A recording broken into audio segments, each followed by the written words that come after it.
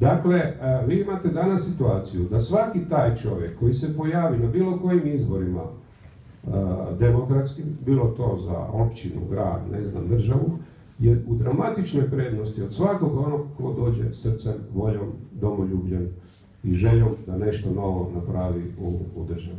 Vjerujem da je to isto tako i kod vas. Ja se sjećam trenutaka kad se razgovaralo tih godina da je za nas najbolji Franjo, kod vas pokojni Drnovšek i Kučan, da će to u Bosni biti Fikret Avdić, on je kasnije prepustio svoju funkciju. Ali da je dole Zlatan Sloba, a dole na kraju da je to Kiro, tako kako se zove, da. Uglavnom, vi morate znati da ta jedna nit udbaška živi i danas i ja gledajući to kroz jednu profesionalnu prizmu, vidim da oni kod nas dramatično, a čujem da je tako i kod vas, jačaju u zadnje vrijeme. Znači, što je više crvenih na vlasti, oni imaju veći prostor.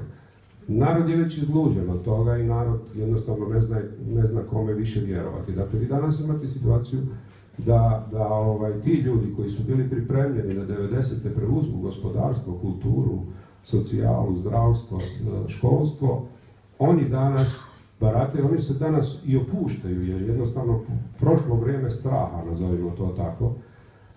Kod nas je otprilike situacija da su djelatnici novih službi koje su stvorene u Hrvatskoj u 90% djeca tih starih udbaša i kosovaca.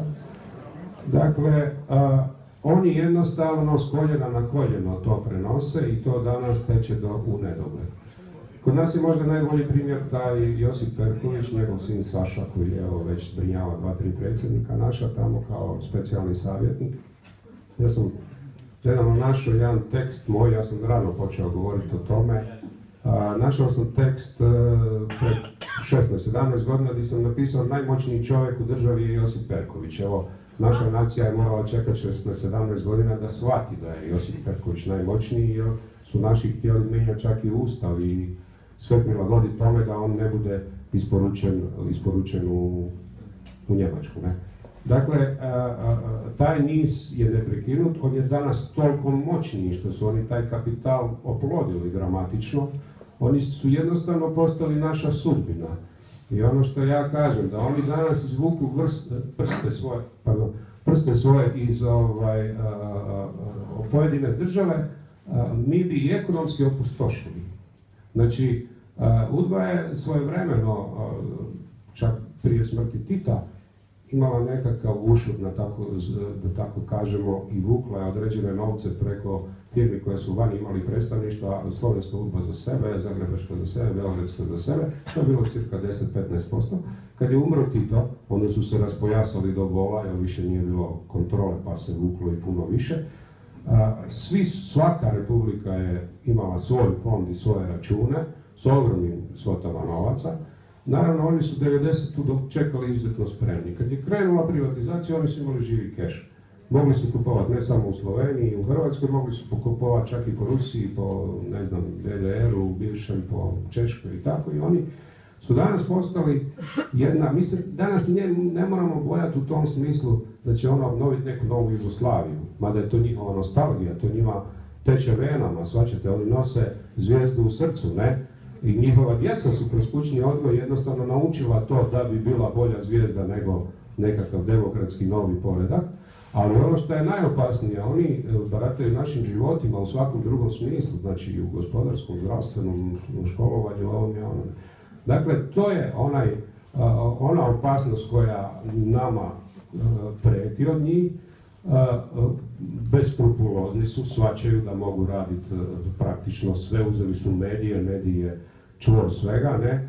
I oni jednostavno štelaju, da tako kažem, javno mijenje. Ljudi jednostavno kao ovce hodaju za njima, da ne shvaćaju da i ovi praktično vode u pakao, ne? I da generacijski ćemo zatući nacije, i vi vašu i mi našu, dopuštajući UDBI da radi ovo šta sad radi, shvaćate. Jer oni nama, vi kad gledate u Hrvatskoj, oni prodaju jednu Plivu. Nije sad možda problem što je ostalo 3-4 tisuće ljudi bez posla, ali su oni prodali u Hrvatskoj farmaceutsku pamet. Pitanje je kad je na redu vaša Krka. Oni prodaju naša brodogradilišta, vama ostane, ne znam, 10.000 ljudi bez posla, ali su oni prodali tradiciju da Hrvat zna graditi brodove od stoljeća 7. nekakvom Singapuru, Kini, nekom, svačite. Mi jednostavno tonemo, mi postajemo nečiji sluga, zahvaljujući tome što nema lustracije, zahvaljujući tome što jednom nismo odrezali, zahvaljujući tome što nismo otkrili imena tih. Ja znam da bi to otkriće bilo bolno. Ja znam da bi se okretalo na glavačke masa tih ljudi, masa obitelji. Vi morate znati da je u Hrvatskoj po nekakvim statistikama u svakoj drugoj obitelji bio nekakav druker, kad uzmete od nivoa inspektora za politički kriminal, UDBE, KOS-a i ovog i onoga. Ja znam da bi se i crkva okretala, kaj se ono kaže, pred oltarom, jer je i tamo bilo svega. Znam koliko smo puno jašili po crkvi, ne? Tako otprilike bilo i kod vas. Ali Bože moj, mislim da u ime nekakve budućnosti, u ime spasa generacija koje dolaze, u ime budućnosti nacija bi morali reagirati u tom smjeru i jednom reći dosta je i prekinuti tu priču. Bravo.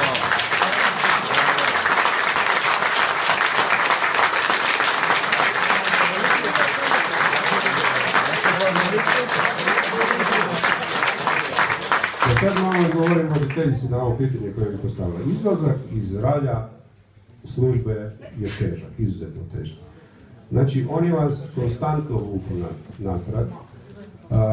Kad čovjek izlazi van, to je gotovo pogibeljno. To je kao da ste si zavezali štrik oko vrata pa idete van. Ja sam iskoristio jednu šemu da javno prije prozovem one koji bi me trebali likvidirati, tako da se to unaprijed zna ko će me i kada likvidirati da bi preživio u toj priči cijeloj. Ne? Kako izići van? Ne možete vi izići van ako je u glavi stara komunistička ideologija.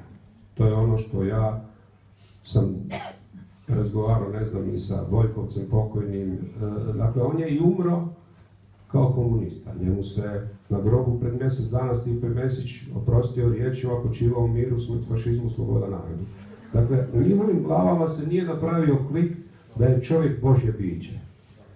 Ja sam isto kao komunista vjerovao tome da život ide do ivice, nekako i tu se sad završava sve. Kad vi u pojedinim situacijama, ja sam to prije svega osjetio u ratu, doživite određene trenutke gdje shvatite da je još neko s vama, taj neko ko drži ruku iznad vas, taj anđeo čuvar, taj Bog, onda shvatite da ste dužni krenuti putem istine. Da kaže jedna poslovica, čim čovjek traži istinu, traži Boga, bez obzira znao to ili ne. Ja sam se držao jedne druge sintagme, znači kažu da čovjek ne voli grijeh, ali voli griješnika.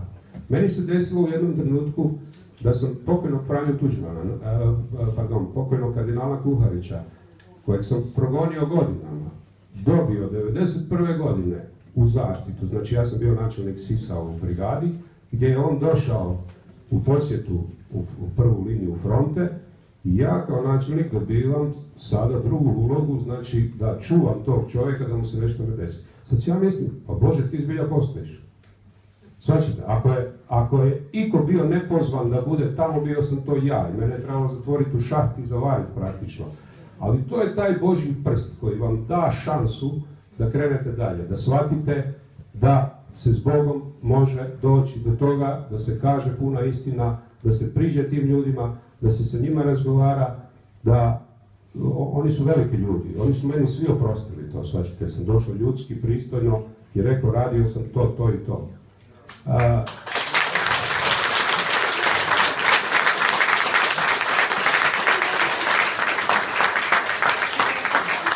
Očekivao sam od mnogih svojih kolega, nagovarao ih na sve moguće načine. Neki sam čak vodio svećenicima, pa je probao i tom šemom da im otvorimo to da i oni počnu pričati, jer ovo što su kolega ovdje rekli, žalostno je, ogroman dio arhive je uništen 90. godine. Jedan dio je pohranjen mikrofilmovima u Beogradu, jedan po nekakvim privatnim bunkerima koji uglavnom služi za ucjenjivanje i prisilu, ne? Bilo bi za buduće generacije, za budućnost naših država izuzetno bitno da ljudi propričaju o tome šta su radili i šta se radilo u ime službe i sustava, da se to nikad više ne bi ponovilo na ovim prostorima. Ne? Jer je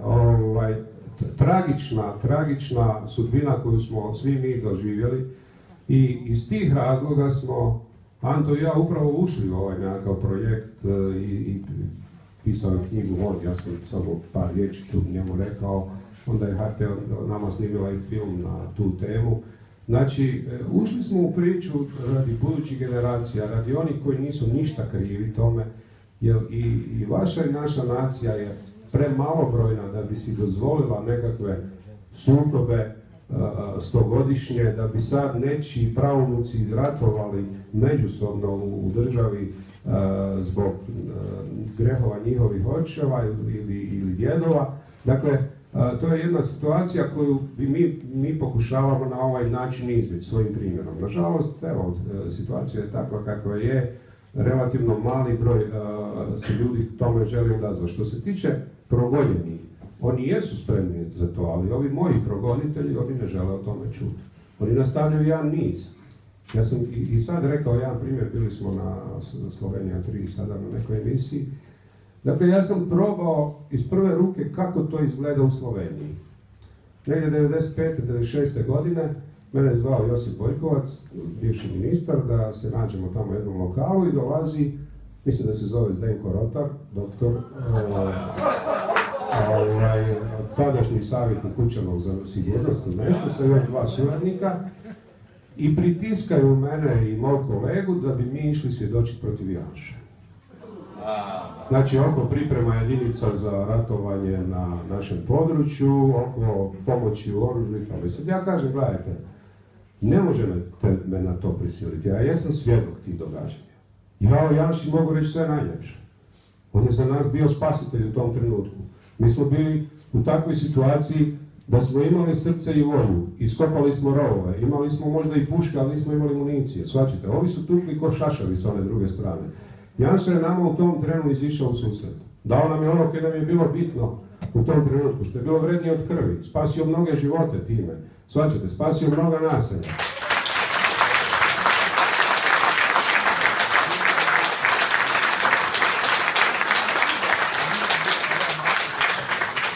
On je dozvolio u dogovoru s Paragom da se prve jedinice HOS-a obučavaju tu kod vas, jer kod nas nije bilo prilike. Vaši specijalci koji su znali šta je obuka su obučili te dečečke.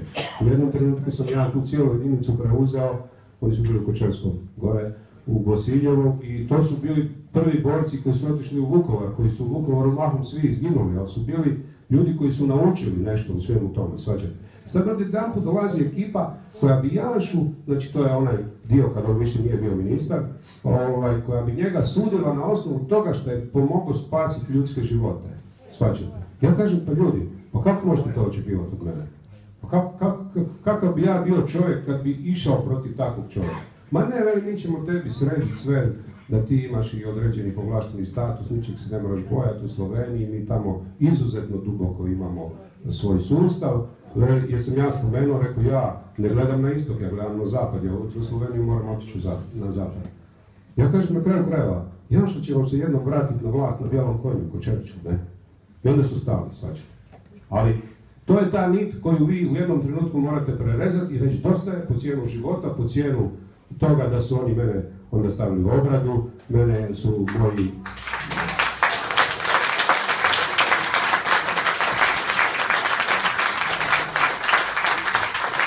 Mene su moji dojučerašnji kolege onda počeli intenzivno obrađivati, ja sam onda bio objekt praćena ovo. Meni je to na neki način i pasalo jer sam se dobro zabavljao s njima, a na drugu stranu rekao sam dobro je i tako ja to moram služiti. Čim prije, to su kamate manje, Bog to sve vidi, tako ne. Tako da sam završio taj cilj, probali su i par pokušaja likvidacije, ovo i ono, ušao sam u žestoke konflikte s Perkovićem tada, ovako, onako, ali uz Božju pomoć čovjek sve to preživi.